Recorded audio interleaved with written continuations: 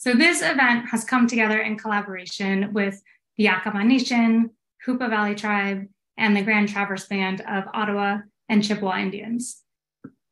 So we have a lot to cover today, so I'll just say very briefly by way of framing, the licensing and management of hydropower projects across the country has historically not recognized the interconnectedness of culture and environment, and this has led to non-inclusive and often unjust protected area management. Excuse me. In this webinar today, we're going to hear about some approaches and methods that have worked to resolve, address, or mitigate these non-inclusive approaches to land and resource management related to hydropower, and more about some of those challenges. So before we start, I'm going to do a little bit of an overview of what today is going to look like. So the webinar is about 90 minutes long. I'm going to start with an introduction, which is happening now. We'll have panelist presentations with some discussion, and then we will open it up for audience discussion. And we have about 300 people registered for today's webinar, so we are so excited that there is so much interest in this really important topic.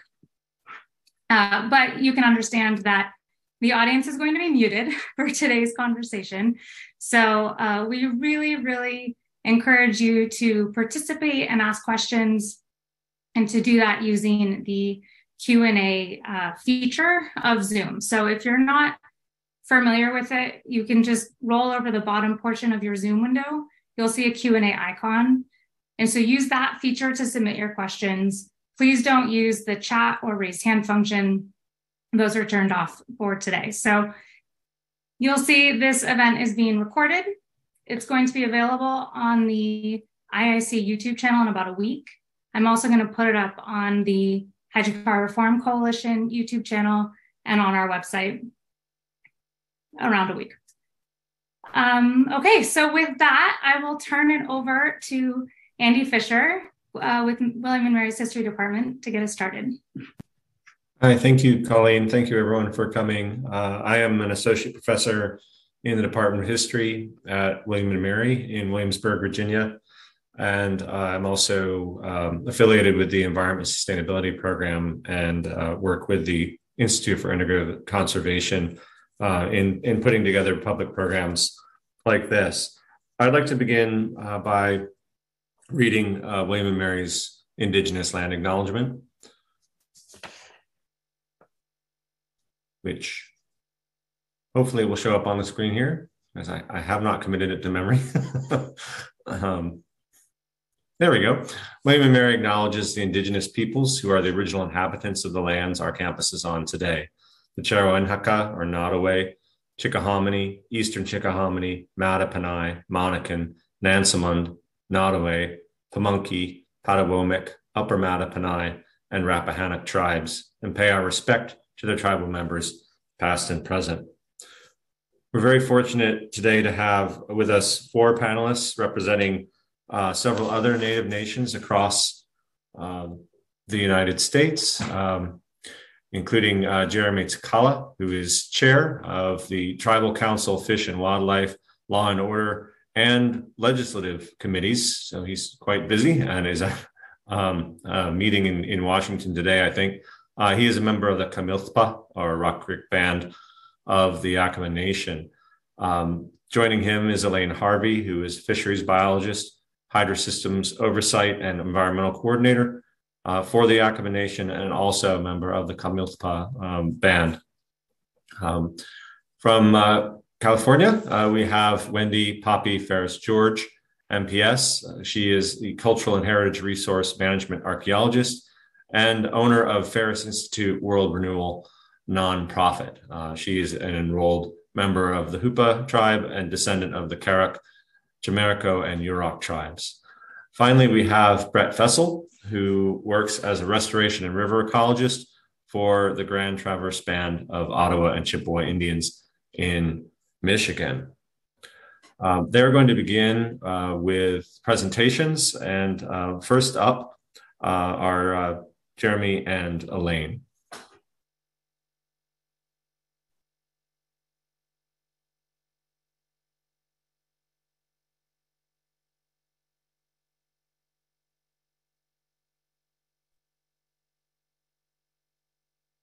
Thank you. I believe Elaine has the PowerPoint.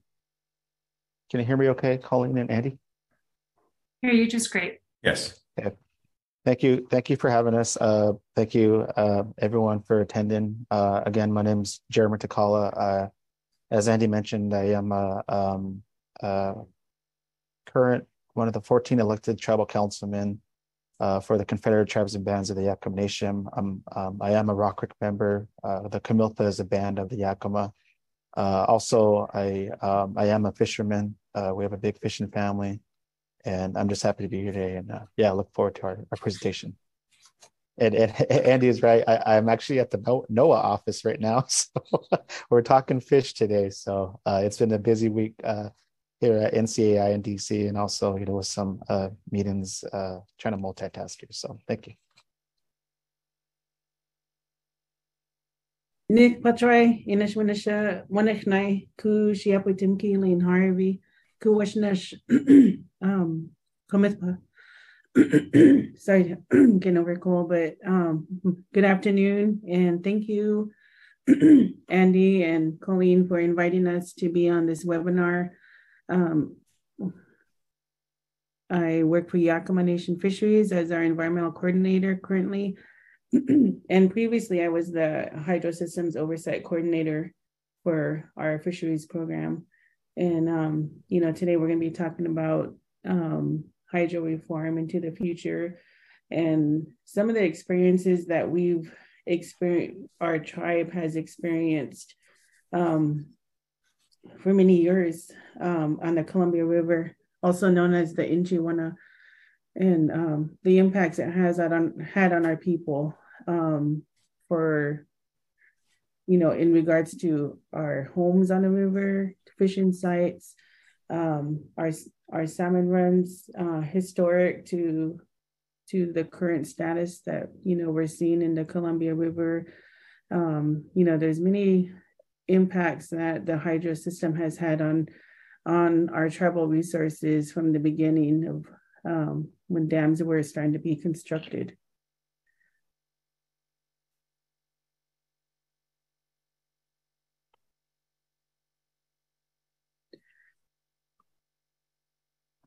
Okay, I'm having an issue switching slides for some reason. So while Elaine's working on that, I'll go ahead and expand a little bit. Yakama Nation is a very unique tribe. We're consisted of 14 tribes and bands. We do have a treaty, the 1855 treaty, which was negotiated between the U.S. and the Yakama. And one of the languages that's very important to us as citizens of the Yakama Nation is the right of taking fish at all usual and accustomed places in common with citizens of the territory. So we have the reservation on the screen there, and then we have the ceded lands, which extend up in the upper Methel to the Palouse, along the Cascades, and all along the Columbia River. Some of the things I want to note, we do also have, that's not on this map, we have usual and accustomed areas, which includes like the Willamette area, the Cowlitz area, on side of the Oregon for food gathering purposes. It's very active today. As Elaine mentioned, there was huge impacts with the hydro systems that were put into place, not only to our resources, but, the relocation of people off the Columbia River. Some have, been forced to the Yakama Indian Reservation, but, for us as the Kamiłtpah band and many of the other 9 bands, some of them still remain living on both sides of the river because we have our burial grounds. We, fishing is a huge livelihood. That's who we are, as we're salmon people. And one of the things that we always want to recognize is, the treaty rights held by tribes are the supreme law of the land under the supremacy clause of the United States Constitution. So, we do have a very active current fisheries program, which is over 200 employees full-time and seasonal. So we have a huge program addressing hatchery production, habitat restoration projects. We also have predation projects also going on, reintroduction program. And, we deal a lot with the federal agencies, those of which include like the Corps, BPA, the Bureau, and Reclamation, and many more. So I just want to mention that. So here's a map in Washington State. Includes excuse me. It has our Yakama Nation ceded territories highlighted in the brown, as well as a reservation. And as you can see, many of these hydro systems on the main stem Columbia, they're within our ceded territories, where we, have a lot of concern with our resources. With the main one being the water resources and the water quality of the Columbia and the tributaries, as well as many of our culturally significant fish, which, include the salmon, salmonids, the many different salmonid populations, stocks we have. We have Chinook salmon and also including the steelhead and also the sturgeon and many other species, and not to leave out the Pacific lamprey, which, are on the brink. Their populations are on the brink. And, it's really concerning to us that our fish populations, are significantly, they're not at the levels as they were pre-dams. And in the Columbia Basin includes a total of 250 square miles. And within this area, there are a total of 150 or more hydroelectric projects. And then that includes 250 reservoirs in this area. There are 18 main stem dams on the Columbia, which include dams on the Snake River. And one of the largest dams include the Grand Coulee. And, salmon migration in the upper Columbia has been limited because of the Grand Coulee and the Chief Joseph Dam. And, that's an impact to the tribes up north as well. And so this is just a map just to show you the extent of the dams on the Columbia and in relation to, our tribal ceded lands. And historically, we've always been consistent with our messaging. There's been 17 to 20 million fish in the Columbia River Basin before the dams were in place. So since the 1930s, was when dam construction started on the Columbia through the 1970s. And one of our main fishing sites includes the Celilo Falls. And you can see the photo in the left. That was one of our main fishing sites, traditional scaffold fishing, and a village site also. And many of our village sites along the Columbia River they were removed. Many of our tribal relatives, ancestors were removed from this whole area. And so our ancestors have experienced so much change that has happened. And we still hold on to our traditions. We still, continue to fish. We still continue to hunt and gather. And what holds it all together is water, and that is our first and most important resource that has been taught to us in our traditional homes. And as you can see, it's all tied together. And on the left side, this is our traditional table. We still practice our traditional ways and gather these different foods and fibers and medicines in our area. And it's all connected from the highest mountains, Mount Adams, Mount Hood, Hato, all the way down to the Columbia. Everything's connected. We know that. And that snow, how it brings water down. And even this year, we're not seeing as much as snow that we should. And it's a big concern for our resources, for all our resources, with the lack of snow. and tribal consultation is at the federal level is key for all tribes. And for the Yakama Nation, we're a treaty tribe. And, we require government-to-government consultation with federal agencies who oversee hydro system projects.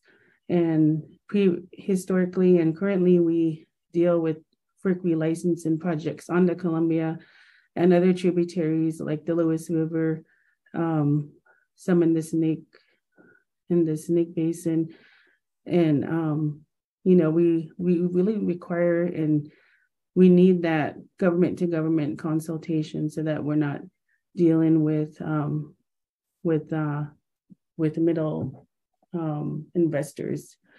For example, there's a project proposed in Klickitat County, Washington, that's southern Washington near the John Day Dam, and it's called the Golden Water Pump Storage Project, and that's a FERC project, but FERC is not dealing with the Yakama Nation one-on-one, and we're pushing for the government to government consultation on this project, and I want to mention on that, that's been a struggle dealing with FERC. Again, like Elaine mentioned, they keep deferring the project developer to the nation, and Yakama Nation feels that's not. It's pretty disrespectful when it comes to consultation. And for us as a treaty tribe, we're a government, and when we have these different meetings dealing with federal agencies, we have asked different agencies to come in and speak with the Yakama Nation Tribal Council on that, because some of these are serious issues.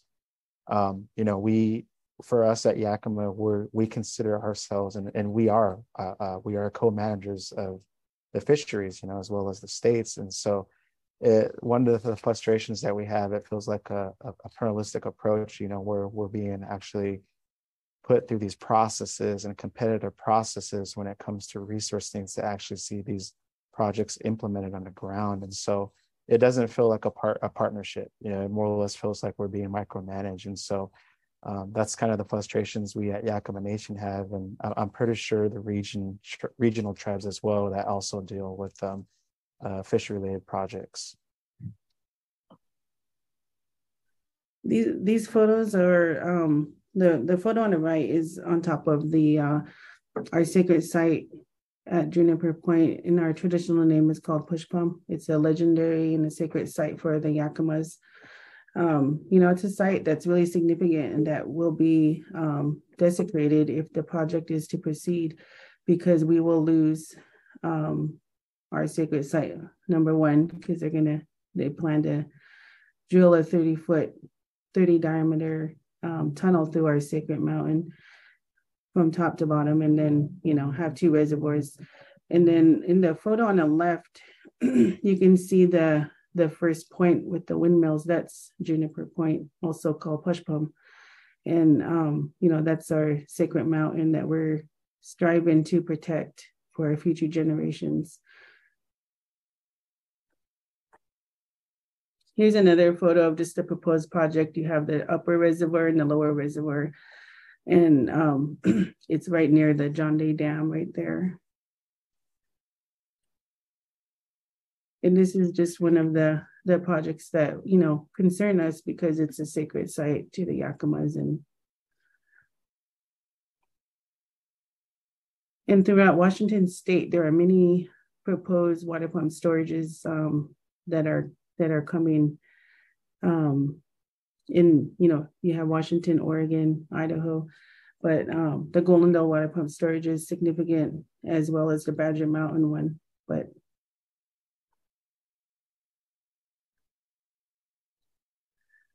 looking at cumulative impacts and concerns with the hydro systems on the Columbia, our number one, is cultural resources. And as mentioned before, the sacred, monumental, and legendary sites, we want to protect those for our tribe and future generations. Archaeological sites, first food gathering, fishing sites, and our village sites that still exist. And Also, we have that concern for fish passage for adult and juvenile salmonids, lamprey, and in the system. That's always an issue that we have and we bring up to the Army Corps and to other dam operators. Another impact is predation of juvenile and adult salmonids in the Columbia River. We have the sea lions, we have invasive bird species that are impacting our fish restoration efforts. Also, the tributary sediment deltas. We have the major tributaries on the Columbia, and with the dams, we have these big deltas on the main stem Columbia, like the Hood River Delta, Klickitat Delta. That's just impeding fish passage as fish, salmon, steelhead into their natal tributary streams. You have these deltas that are filling in and impeding their fish passage. Also, ESA and state listed species in the basin is our concern, of course. Salmon, steelhead, and water resources and water quality standards. And there are many other, so many cumulative impacts that could be listed. And did you want to add on to that, Jeremy? Just talking about cumulative impacts and concerns. So one of the things, as Elaine mentioned, we have tributary sediment deltas that's impacting, as Elaine said. The frustrations that we have is we get, again, put into these processes when, the clock is ticking. We have, fish dying, in outgoing and incoming, and it's because of, again, it's a system of pools. And so when we have, these deltas that are sticking, way out pretty much towards the middle of the Columbia River, it's basically an area where, these smolts are just preyed upon, badly by bird predation and non-native fish. And so, we had a meeting and it was kind of frustrating to have a study upon study, which is not actually going to promise that, work will be put forth on the ground. And again, there's a obligation that needs to be met for the sake of the salmon, and it's not. And so, it's kind of funny because we have a lot of barging that takes place in the Columbia River, and part of the federal responsibility is actually the upkeep and maintenance of the Columbia River because it's a federal navigation channel. And so when an agency will go out and actually manage the sediment, there's no questions asked about that. But when we are asking for that to be addressed in the Zone 6 area, which is from the Bonneville to the McNary Dam, the tribes are put through this process, and it's very frustrating. So I just want to mention that because that's an ongoing effort that we're trying to address, as well as an illegal causeway in the Tri-Cities area called Bateman Island, where again, you have a system that's just not functioning historically as it used to, but what we're trying to do is trying to make it as close as possible. And so, it's kind of frustrating that we have invested X amount of resources to bring the fish back, but there's all these things are playing a factor from the impacts of our these problems are impacting our fish. So.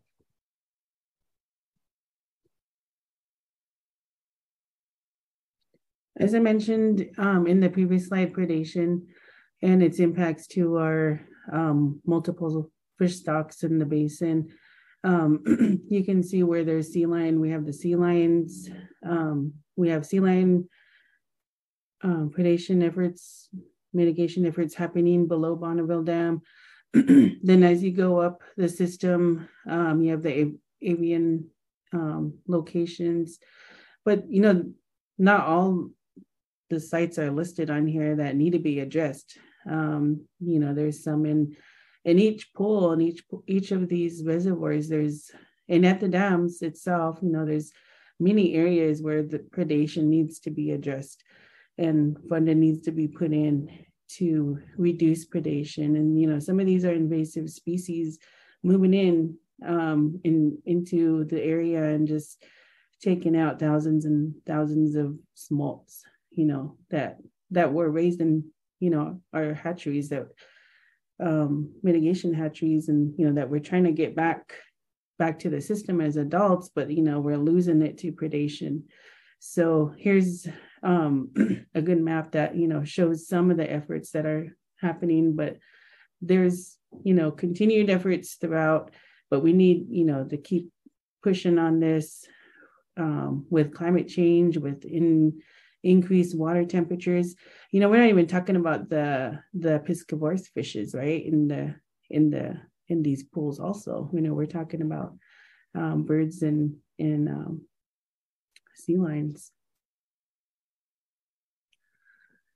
In Yakama Nation, we have a vested interest in our fisheries and on our cultural resources, our first foods, because we're here. We're not going to go anywhere. We're here, and that our children are gonna take place after we're they're going to be our future. They're our future, and we want there to be salmon.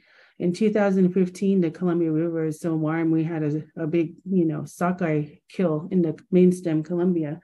And this place where these children are is called Renewal Lake.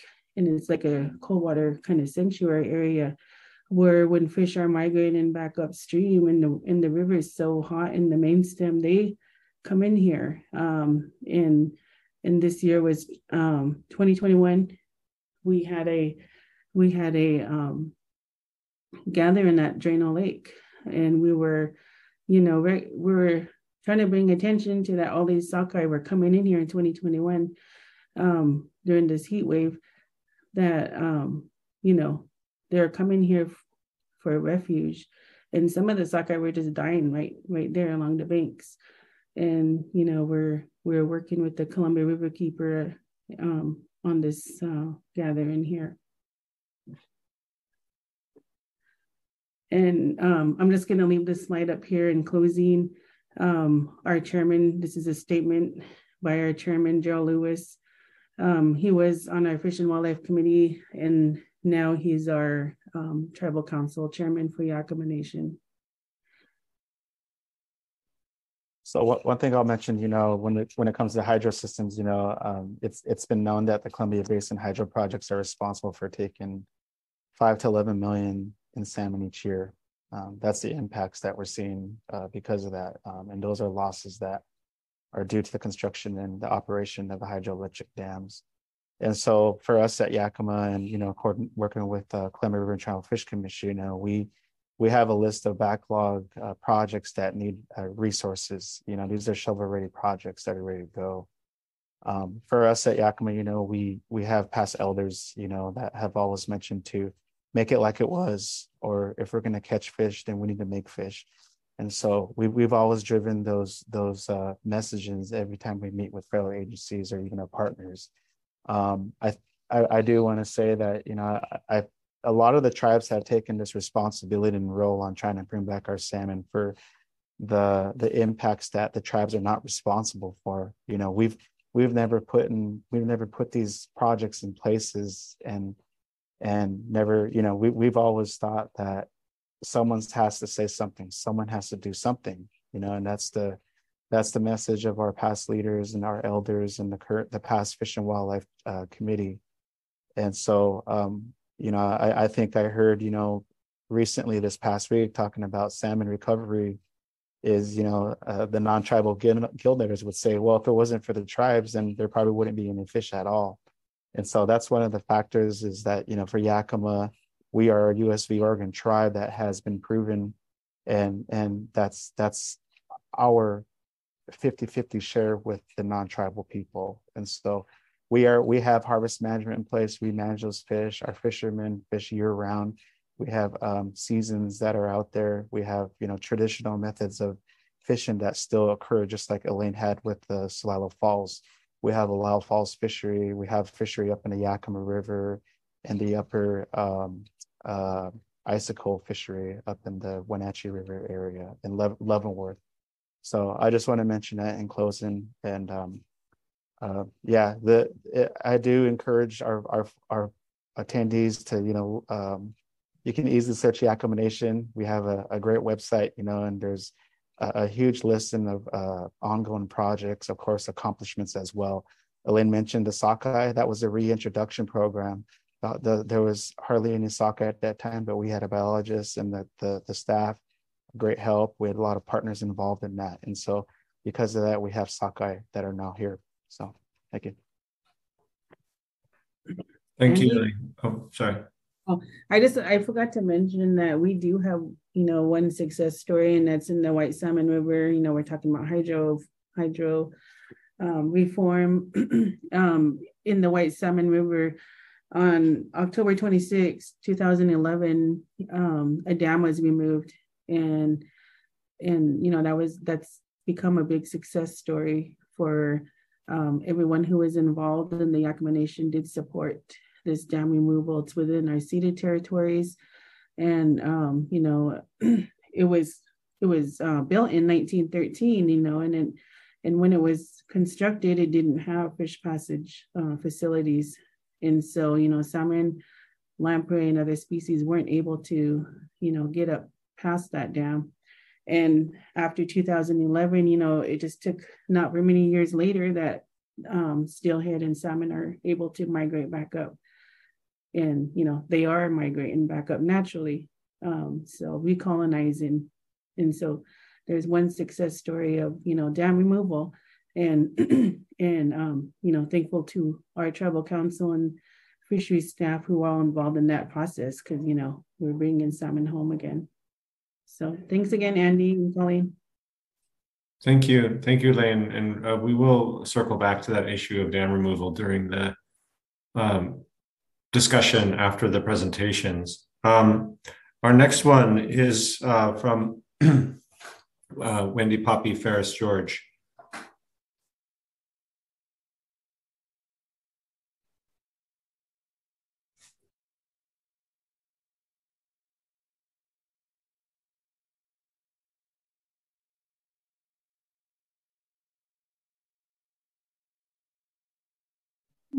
Poppy, you're muted.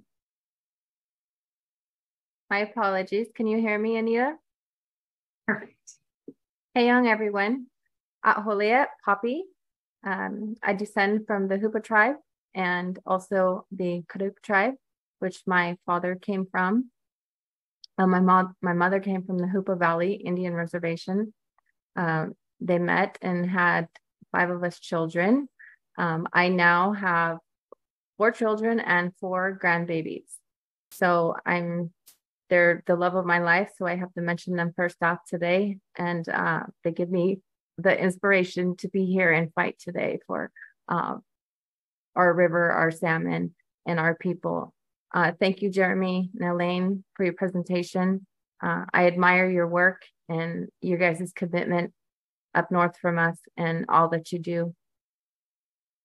I'm a cultural arts teacher, and I weave baskets, and the connection that I have with my forest has gifted me with the knowledge to be able to be out there and learn and gather the respect to be able to carry that knowledge that my ancestors left for me, to be able to know what's right, learn what's right, and be out there fighting for my children and future generations. And I'm really proud to say that I was appointed to the Klamath River Renewal Corporation, who was the board assigned the duties to remove the 4 dams in the Klamath River. And I was appointed by the Karuk tribe in 2016. And it's a true honor for me to be able to be working on this project. The Karuk tribe is a group of people who were removed from their homeland due to the gold rush, and then came back to the villages many years later. And so they've made many sacrifices throughout their life ever since colonization began. And it's a very sad story to have to tell, but I hope maybe someday you can all visit our homeland in the river and learn about the battles that we continue to face. Today, I'm going to share with you a presentation that I put together to help you understand what it's like to walk in our shoes along the river.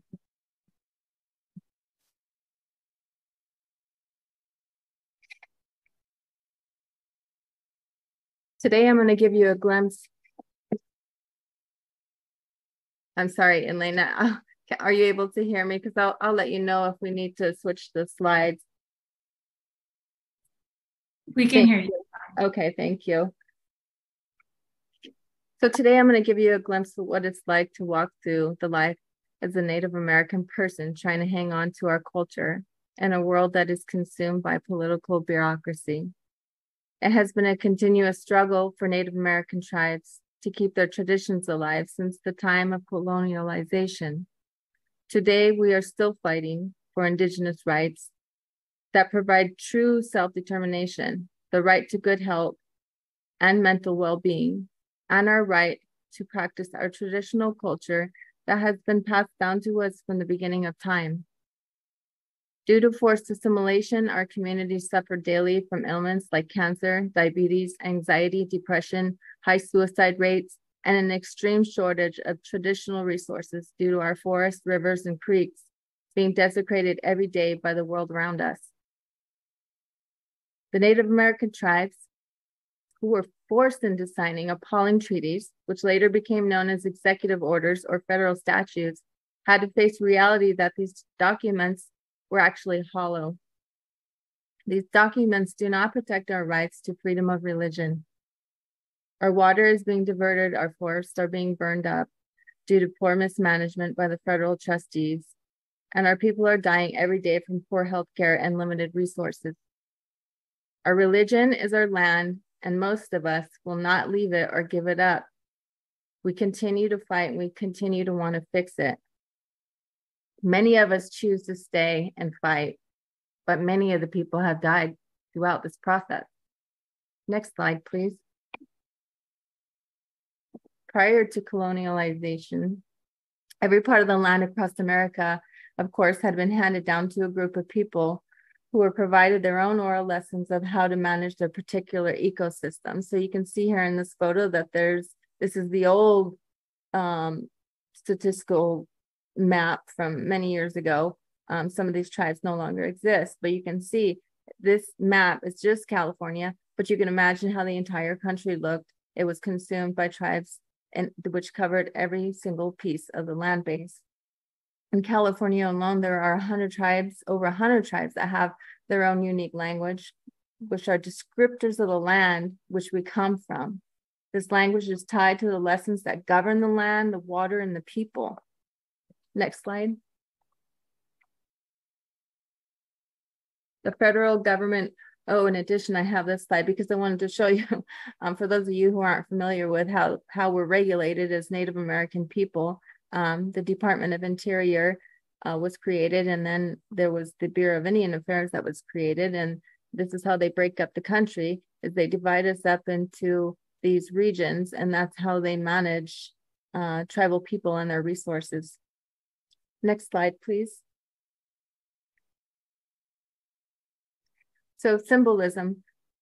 Symbolism, oftentimes when I try to describe why the ecosystem is so vital to the survival of Native American people, I will compare it to another religion. For example, Christianity.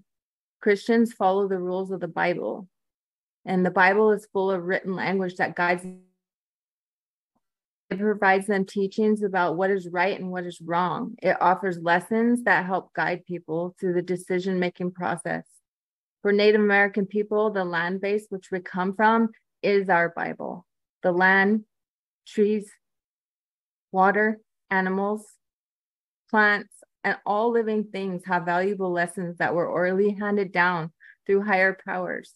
Each tribe has their own unique understanding of their language and environment, which they are responsible to manage and keep in balance.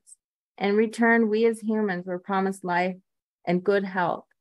These lessons are not written, but are rather taught by our people while utilizing the ecosystem. For example, this slide, my daughters are all wearing their traditional regalia. They were provided the lessons to create these sacred items from the forest. They wear them in the ceremonies as a reminder of all the lessons they learn. These lessons teach them about how to be a good person while here on their path in life. It also ties to a much bigger picture. So by harvesting these plants and animals and everything in the ecosystem, the forest is kept in balance. The culture and ceremonies are a part of balancing the ecosystem and teaching the people how to be good stewards of the land and good people while here on Earth. Next slide.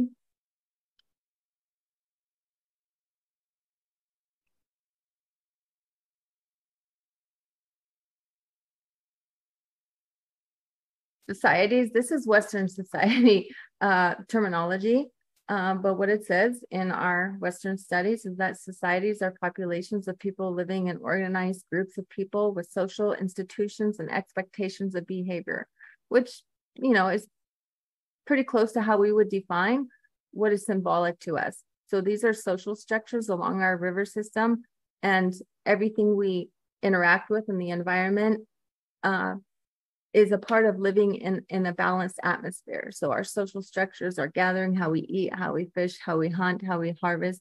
It's all about being in balance. Next slide. Again, culture, Westernly defined, is defined as an integrated system of beliefs, traditions, and customs that govern or influence a person's behavior. Culture is learned, shared by members of a group, and based on the ability to think in terms of symbols. Again, symbolism. Next slide.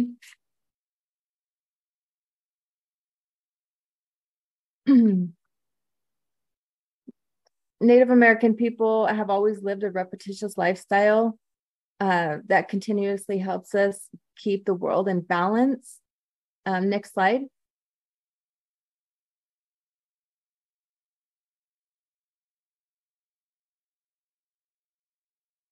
As you can see, here are a few of the things that we harvest from the forest, the rivers, which we live. Each one of us tribes have a different system that we would run, because we would have different plants and different herbs and different things that we would gather. Maybe some areas have elk and others do not. So each one of us are unique in our own way.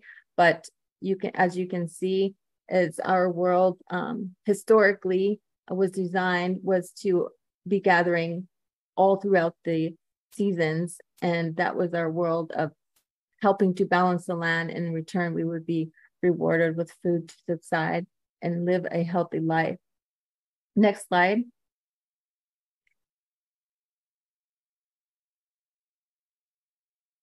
Again, land management has always been in our blood.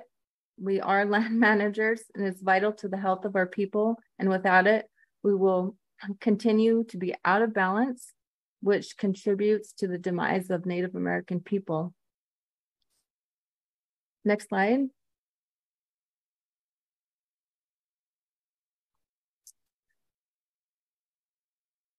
In 2002, we had one of the most horrific fish kills on the Klamath River. And this triggered not just activists getting together, but tribes uniting, joining together, and trying to figure out better ways to force those who own the dams that were in our river system to remove them or find better means of managing them. Next slide. So Native Americans, after the fish kill, Native Americans began to work towards the largest dam removal project in the world. These 4 major dams on the Klamath River block access to over 350 miles of historic spawning habitat. They degrade the water quality, host horrific algae blooms that can kill you behind the reservoirs. They create opportunities for fish disease, causing parasites to flourish. The dams do cause decline and massive decline in salmon and other species all throughout the basin, and not only in the river system, but the animals suffer as well, and the people suffer from disease and other ailments. Next slide. So here's just a shot of what our river looks like when in the summer months, when the heat is warming up the water, and again, the toxic algae starts to bloom in the river system, in the reservoirs behind the dams. Next slide. So in turn, what happens is, as I mentioned, we started to form in numbers and became very powerful as people again, and began protesting all over the world. We went to other countries who own these dams and protested to their presidents and stakeholders, traveled the country with a number of organizations and activists, conservationists, and tribes to try to get these dams removed. Next slide.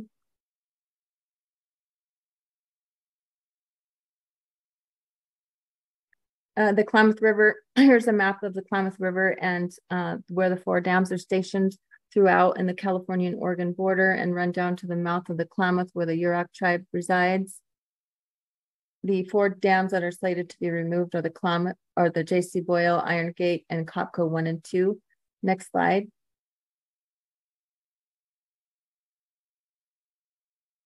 So these are the historic tribes that live along the 2 river systems that are impacted by these dams.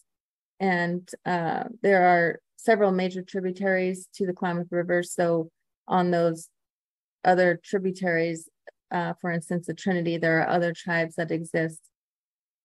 So there are not just 1 or 2 or a few tribes that are impacted, but many people, many Native Americans along these systems. Next slide.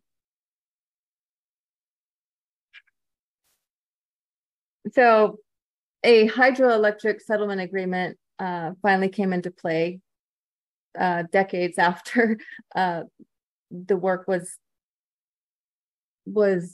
the teams were working together with government agencies to put together an agreement in order to bring down these dams. And it took a number of years. And in the meantime, fish continued to die, people continued to suffer.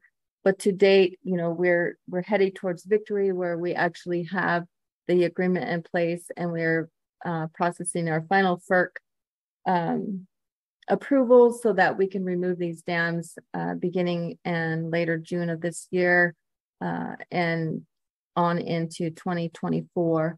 So by the end of 2024, we should have all of the dams out of the Klamath River. Next slide, please. So in addition to the river system being in very poor shape today and has been for several decades, we have a much bigger issue going on, which most tribes all face as well. And that's the lack of ability to be able to manage our forests like we should be able to. So due to this problem, this is an example of what's happening to add fuel to the fire.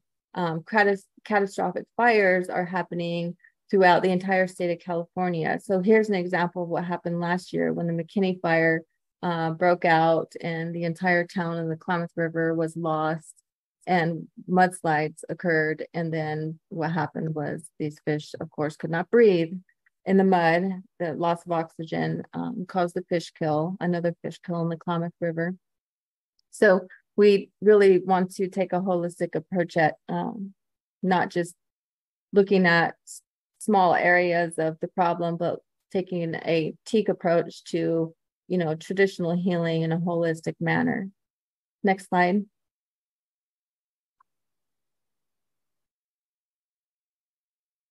So here we are, it's a slide of, one of our villages. We're putting one of our Indian homes back together, but that's the focus, rebuilding what we've lost. And that's what we've been doing for decades. And it seems like we are heavily engaged in this transformation of who we are as Native people, because we're constantly fighting to try to keep our environment healthy.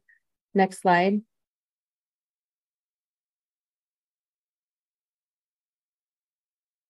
Of course, restoring our sacred land and water with ancient traditional ecological knowledge is the goal.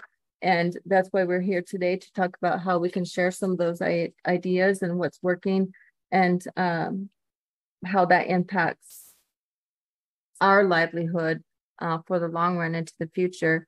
And so I thank you all for coming, and I thank you for your time, and we'll answer questions soon.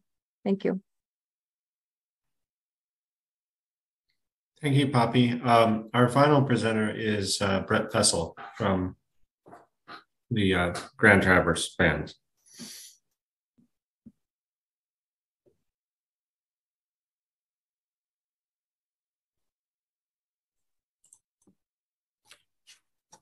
Can you see the first slide, first of all? That's great. Great. Thank you, Jeremy, Elaine, Poppy, for a lot of perspective right there. Good afternoon, welcome. Welcome to this place. It's known by so many and experienced in countless unique, special ways. Most know it as Traverse City. Excuse me.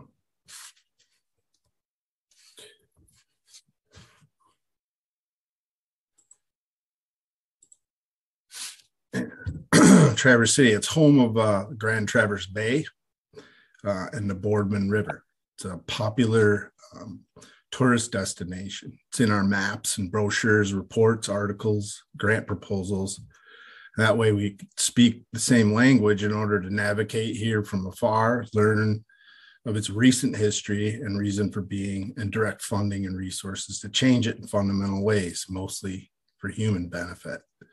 Unfortunately, what's been missing from this place for so long is comprised of a much deeper, richer history where people and place were one.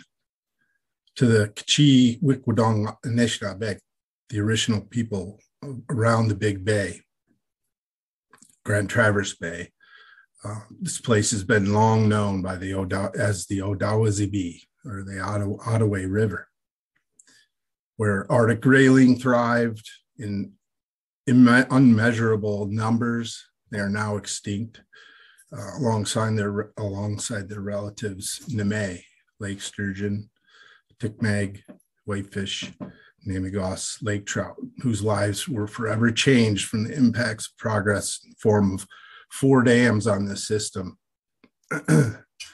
Dams that have been placed for over 100 years, and they were designed and built to just simply slice timber into buildings, grind monoculture and grains and food, and extract power for a river of people that were flowing relentlessly here for the last 180 years.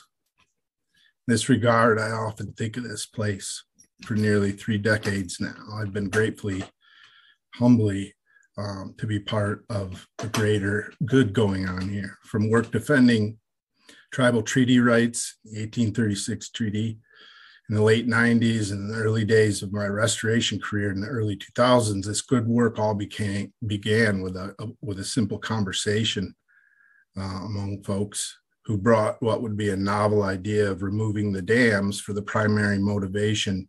But the primary motivation would be to diminish the liability and cost to the owners and the community. From that point, we deliberately pointed out that this should not be just another river restoration project, and it should be a restoration of community, where that community includes people, places, critters, and all the above, and above all, the river is being recognized as one, where connectedness and balance serves as the underpinning of the restoration effort. So there, we had an evolving model for restoration here over the past decade plus. And from the Grand Traverse Band's perspective, the cornerstone of this process has helped the mostly non-native community better understand and integrate traditional values and tenets within the context of contemporary scientific practices and standards, guiding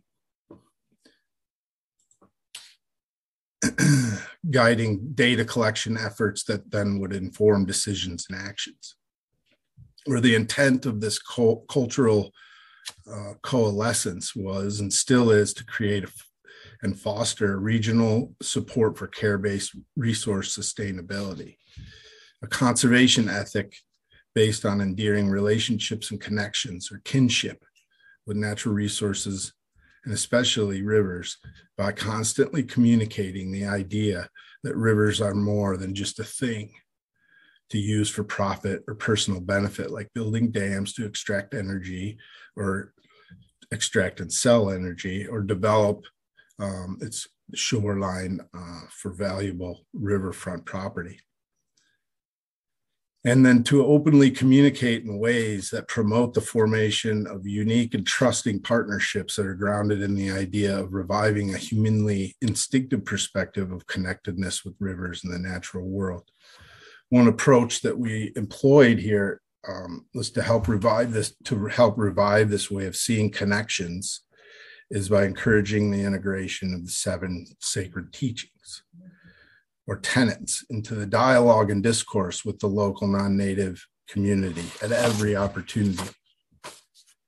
These teachings of love, truth, honesty, wisdom, courage, respect, and humility are widely known in various contexts, and with the Boardman-Ottaway River, they've helped people start thinking in different ways about the typical or conventional elements of restoring connections of communities. And the bigger picture for today of policy that has impacted the relationships between rivers and Indigenous people through federal lenses, I'd like to offer the following perspectives gained over my career. These are observations that I've seen and tried to employ for quite some time here. Communication and humility are virtually inseparable. And so they're the sweet spot in making things happen in a good way. Sometimes all we need to consider is to listen more, talk less, and speak honestly. Despite what we think we know or have been taught, we are not the center of the universe. Be patient and curious, leaving space for others to think through their message to you, even through moments of silence. For many people, this can feel uncomfortable, moments of silence, and which then tends to an urge to fill the empty space with words. I've been in many circumstances like this. Resist doing this.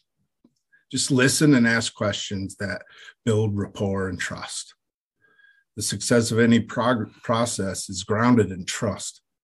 Without trust, resistance to change can pervade a system and disintegrate the processes that lead to sustainability.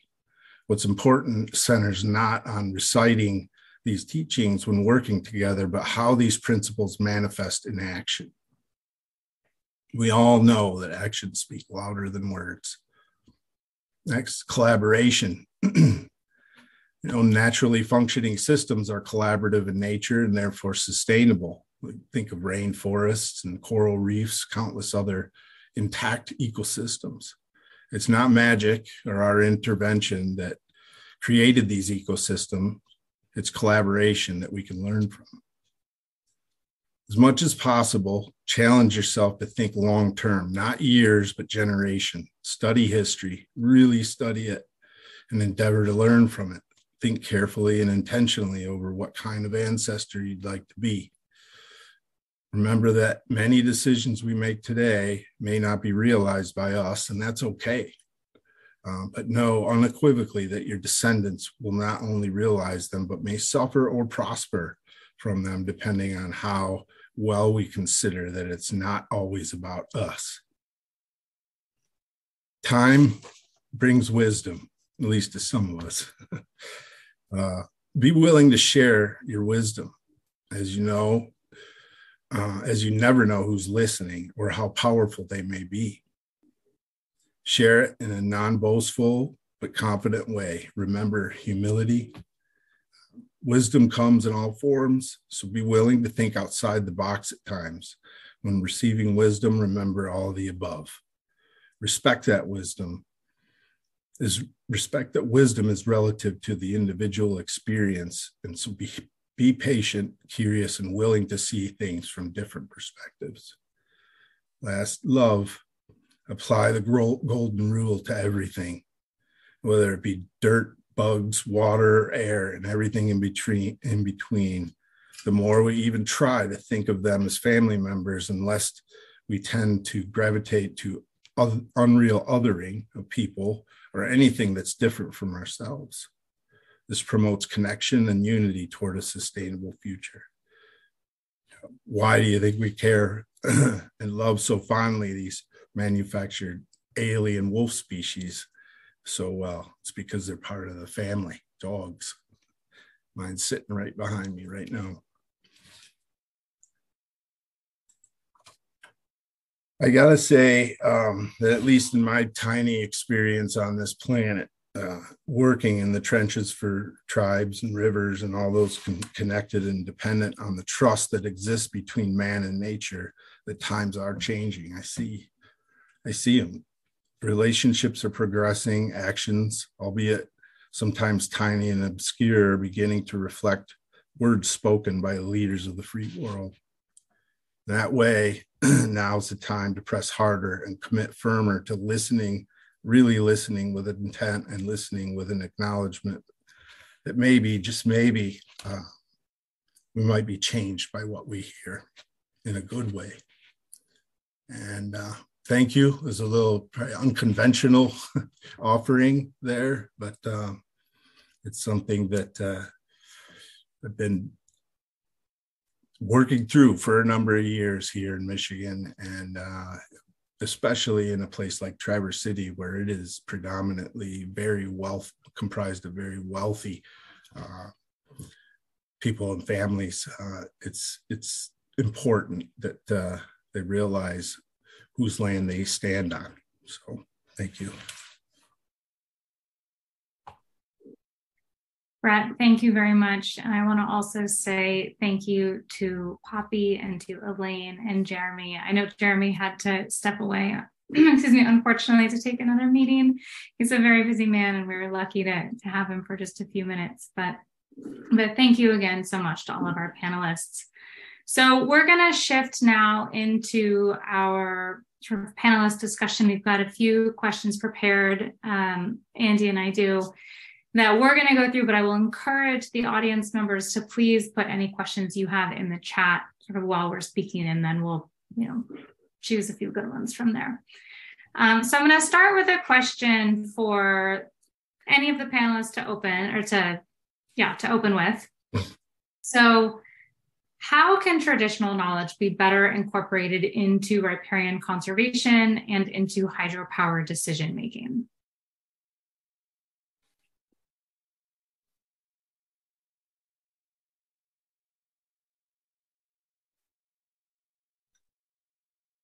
Hi, Colleen. I'll just start off.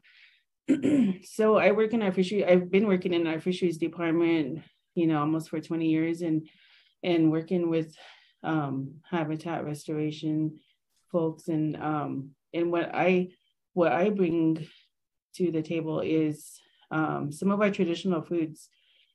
They grow in the riparian area, and they grow in the headwaters and in the meadows, and bringing back groundwater up in the meadows, that's going to assist with, groundwater retention, summer flows, and also bring back those traditional foods that we're losing in the headwaters, and also in the riparian corridors. I promote only native species, but, for the Yakamas and many tribes, those native species are the food and medicines that we gather from. And that's not only going to assist the streams, it's going to assist the wildlife, the fish, and the tribal people. Because like I mentioned in our presentation earlier, is everything's connected. We believe that there's a connection with the land, with the waters and the resources, and in our traditional ways, and the seasons too, year round. And, there's a connection that, it's good for people to understand the native communities and throughout, this land we call home. Wherever you're at, it's good to reach out to the native communities, to the elders, to make some kind of like connection to the elders, because they hold so much knowledge.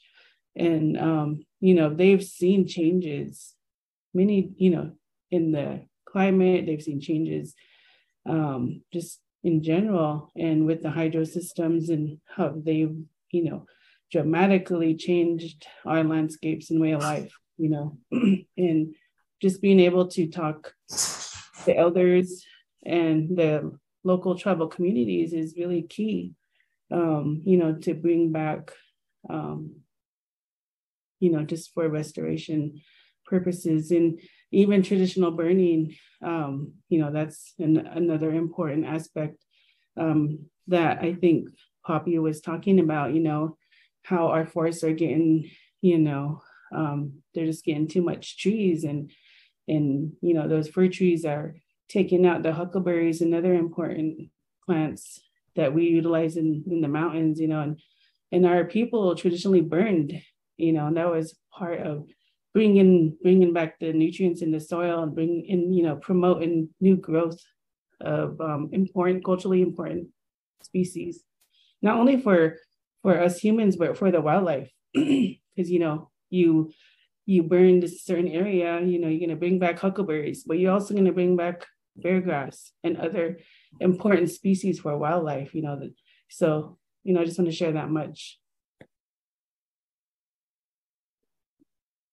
Great. Thank you, Elaine. Brett or Poppy, do you want to add anything? Yeah, it may be a little parallel to TEK, but at least in my experience, one of the biggest challenges, and it would be helpful, is just the velocity at which decision making happens, and then that's followed on by tribal consultation.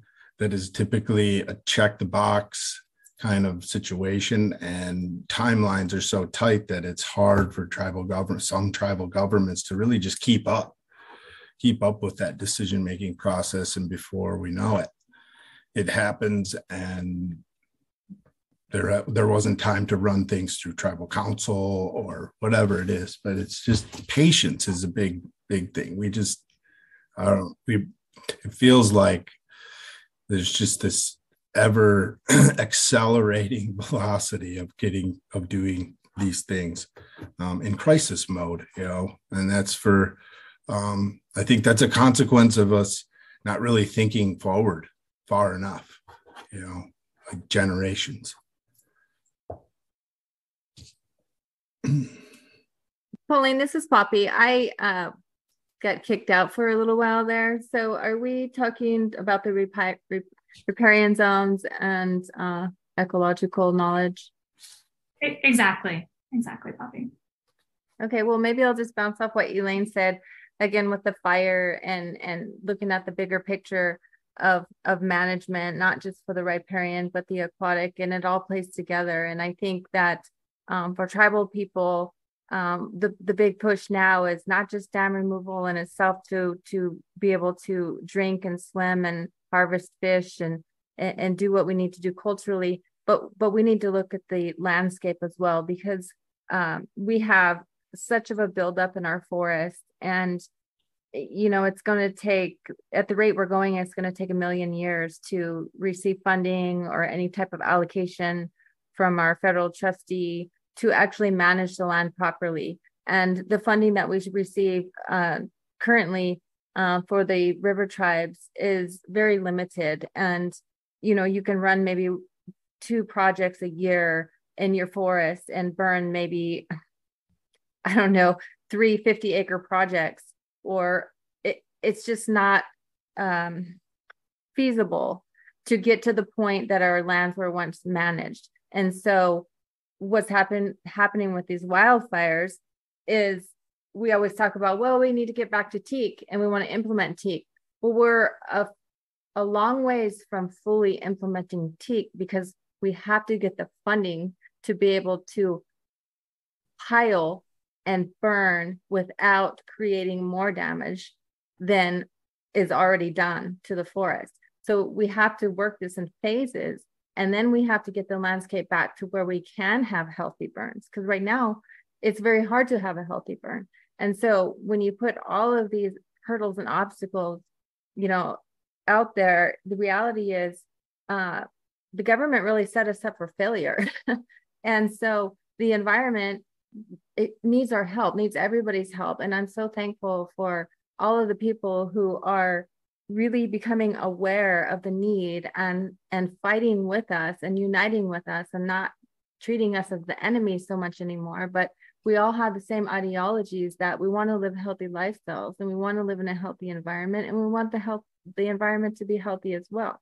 So we need to start paying attention to these things, because we're never going to get there in any of our lifetimes if we don't start coming out in numbers and making this happen and forcing politicians to back this type of conservation. Thank you. Thank you. In the interest of time, and to make sure that we have a little bit left for questions from the audience, I'm going to skip over our second question and ask the third one to all the panelists, and that is on the issue of hydropower as a renewable or green energy source, especially now in the context of climate change. We often hear hydro described as a source of green energy, but the question is, what kind of reforms are necessary to make hydro truly green and compatible with tribal interests? When is that possible? And when is dam removal really the only option? So whoever wants to can start with that.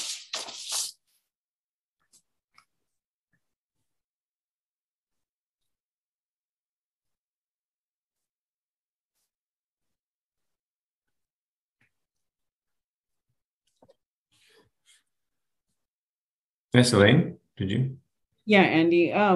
So the Yakama Nation, we're a part of one of the 4 treaty tribes that are involved with the Columbia River Tribal Fish Commission. And recently, if you go to their website, you can view the recent energy vision, and it's a good document to review because it addresses some of the issues that you're talking about specifically, and how we're kind of in this green energy movement time where there's a lot of funding and effort going towards integrating clean energy or green energy, and how that's going to be in the future. And like for the Columbia River system, for example, there's a concern that the dams could be will be served as a battery for that energy, because wind and solar is intermittent. It's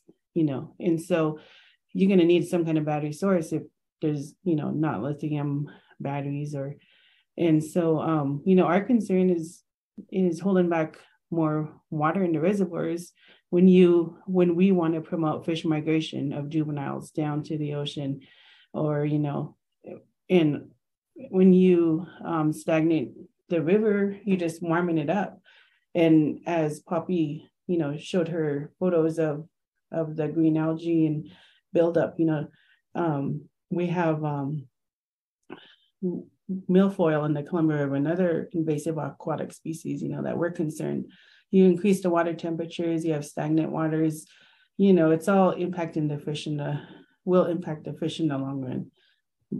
And so I would recommend, if anyone's interested, to take a look at the Columbia River Intertribal Fisheries Commission's energy vision plan, and has a lot of input from the 4 tribes, and our concern with with the future of hydrosystems and green energy and how it's all going to work together. And we want to ensure that our fish populations are going and water quality is going to be, taken into consideration also. Thanks. Great, thank you, Elaine. Oh, I'm sorry, Poppy or Brett, did you want to? I could just make a comment about renewable energy. I guess it's only renewable energy if there's something to renew it with, right? So when you're in a 20-year drought and you have no water, I don't know how we use the term renewable anymore. So I just think things need to be looked at in a different manner, because we've pretty much proven as tribes and scientists and people, human beings who care about the water and the ecosystem, that dams destroy. They destroy river systems, the entire ecosystem. They disseminate the food security and livelihoods of local communities. They desecrate ancient cultural activities and religions that have been here for thousands of years. And I think that there's a lot of studies that are being done, but it's, being said, the stagnant water is producing methane that is contaminating to our environment. So I'm sorry, but as a Native American person, I do not support dams. I know that each situation is unique to its own land base, and each dam project is very unique to the people, the environment that it is involved with, the project is involved with. But I do not support dams, and I do not consider them green renewable energy. No longer will I ever think of them as green. Yeah, I would agree. I have sincere trouble with seeing that it could ever be green. And I'm curious to know what other technologies might be out there. Geothermal is one. I don't know much about it, but I've heard that there's new technologies for allowing drilling deep enough, quick enough to tap into some of that at existing power stations. That, is that enough to supply? I don't know, but we need to expand our creativity and way of thinking of getting different sources of energy. Well, thank you, all of you. I'm going to switch to audience questions now. We've got one. I'll start with this for Brett, and then if Elaine or Poppy have answers, please jump in as well. But here's a question from Elizabeth. She says, thank you for your presentations today. When it comes to the dam removal decommissioning process, what advice would you share for us occupiers / non-natives to meaningfully engage the tribes in all stages, from coming to a decision all the way to river and land restoration? And we're starting with Brett because Elizabeth is in the Great Lakes. Yeah, so number one, I'm kind of I wear, 12 or 13 different hats. So trying to keep up with the FERC process is challenging it, to say the least. And so resources in terms of legal resources and guidance would be very helpful. I still don't know personally the tribal liaison for FERC.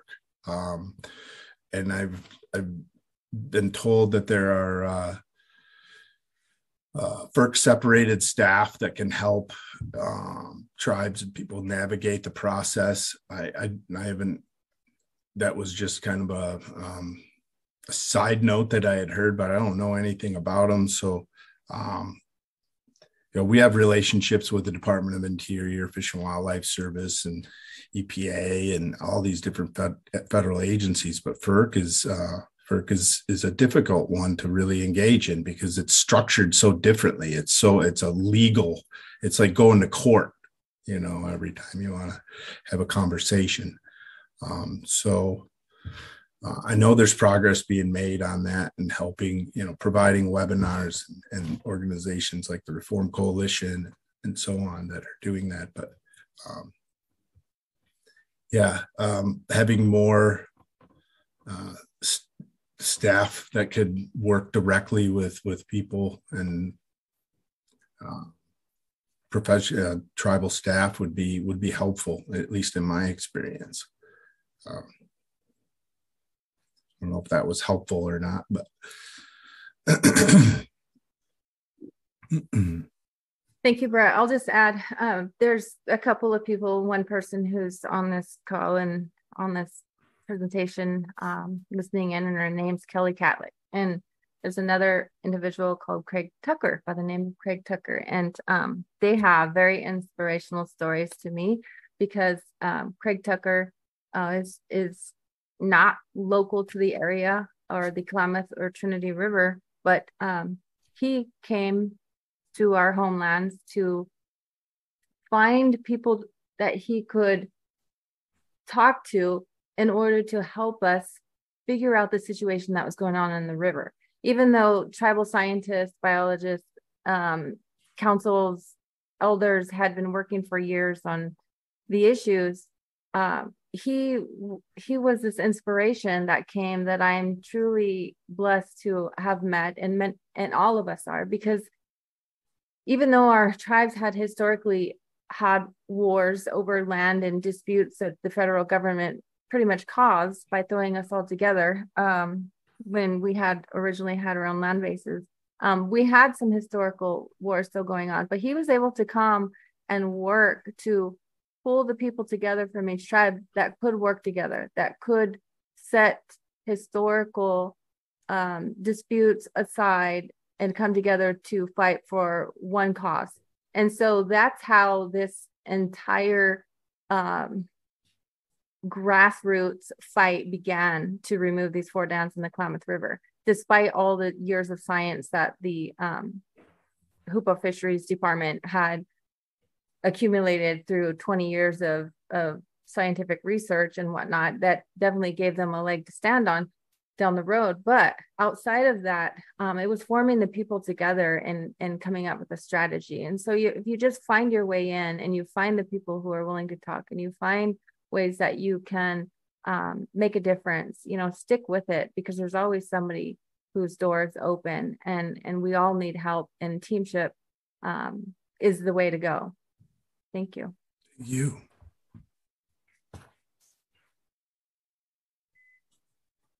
Well, we have just about 4 minutes left. There are a lot of great questions in the Q&A, but again, in the interest of time, I wanted to close with another overarching one, and some of you have already spoken to this. I think Poppy's remarks did, but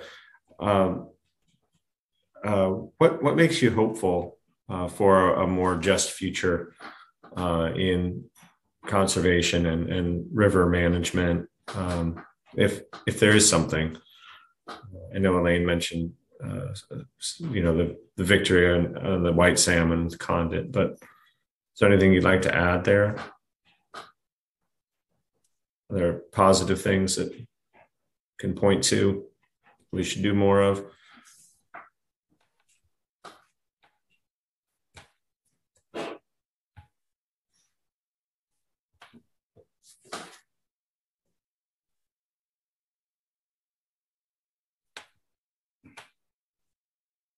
I don't know if Elaine was able to. Andy, yeah, I think working with the tribes or including the tribes is key, but working with the tribes, working together, for instance, on the predation issue, bird predation, it's such and sea lions, just a big issue that's impacting, so many salmonids in our area, and also like the dredging and the implications that we come across when we want to propose dredging.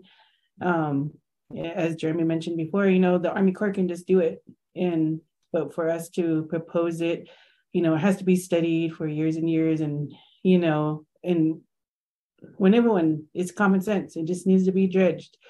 It's unnatural. But, you know, there are good things happening in our area. We have multiple habitat projects that are, you know, that have been conducted, and, you know, we're seeing results of habitat restoration throughout our areas, and then some of our hatchery systems. You know, we're seeing some of the fish that were reared in hatcheries, you know, returning, and, you know, in some years we have a really good season. Like this past year, we had a good sockeye season, for example, and our tribal fishers were able to catch a lot of sockeye salmon. And so, you know, there's some good throughout everyone's efforts. You know, it's got to be everyone's got to put into it, whether it be habitat, hatcheries, working to improve fish passage, dam removal in the Klamath River. It needs to be done, and other river systems. You know, we're seeing in the West some reservoirs going dry, and, you know, and so, you know, looking at a landscape level, like Poppy mentioned, you know, is important. And that's what Yakama Nation Fisheries is doing, is we're looking basin wide. You know, we're not just focusing on certain areas. We want to look basin wide for, you know, for the future of salmon and all the important species to our tribe. And you know, the water, it's, you know, so critical. It's going to be critical with climate change and into the future. So. Thank you very much, Elaine. I think we'll end there in the interest of time. And I want to extend the most heartfelt thank you again to our panelists, to Andy, and to the folks working behind the scenes as well, for this great webinar. It feels like we're only scratching the surface. There's so much more that we could dig into, but we'll have to save it for next time. So we're at time. I will just say again, the video is going to be available up on the different YouTube channels, and please check out the website of the Hydropower Forum Coalition, of the Institute for Integrative Conservation. Sign up for listservs if you're interested in future events. And if you have any questions, please reach out to, I don't know, Max, maybe you can put my email in there into the chat. I don't know how to get into the chat, but please feel free to reach out if you have any questions, and we can keep the conversation going. So thank you all to everyone.